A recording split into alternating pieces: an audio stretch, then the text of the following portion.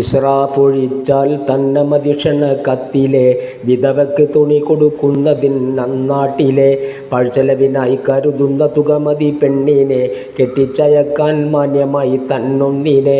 ഇതുപോലെ ഹസനാത്തിൻ്റെ വഴിയിൽ നിന്ന് ശൈത്താൻ്റെ വഴിയിൽ ചെന്ന് ചെലവാക്കുന്ന് അടുപ്പിക്കണം എന്നല്ലയോ കുടുംബങ്ങളെ. അതുപോലെ മിത്രം അവരെയും ബന്ധുക്കളെ കല്യാണത്തിന് ക്ഷണിച്ച് സൽക്കരിക്കുന്നത് ഹൈറല്ലയോ എന്നാണ് ചോദിക്കുന്നത്. കല്യാണത്തിന് ക്ഷണിക്കലല്ല അടുപ്പിക്കലും, ക്ഷണിക്കാത്തതിൽ വരുന്നില്ല യാതൊരകറ്റലും.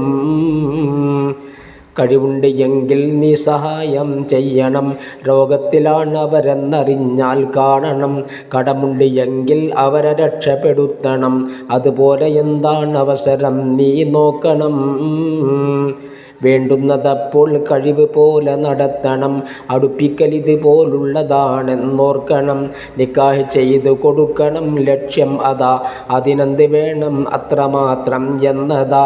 ഒരു 10 ലക്ഷം വില പറഞ്ഞൊരു ഭൂമിയും അത് രജിസ്റ്ററാക്കും മുമ്പ് നല്ലൊരു സദ്യയും കൊടുത്തിട്ടു വേണ്ടേ വാങ്ങുവാൻ പോകേണ്ടത്. അതിനെന്തുകൊണ്ടാണ് ആളുകൾ തുനിയാത്തത്? അത് രജിസ്റ്ററാക്കി തരുന്നതിനാളുണ്ട്, അത് ഒപ്പിടേണ്ടവനാര് അവരും ഉണ്ട്. ഇരുസാക്ഷി വേണം അതിന് അവരും വന്ന് പോയി, പണവും കൊടുത്തുടൻ തന്നെ വിലയാധാരമായി. കുടുംബങ്ങൾ അറിയുന്നില്ല പറയുന്നില്ല, പറയാത്തതിൽ അപരാധവും അവർക്കില്ല.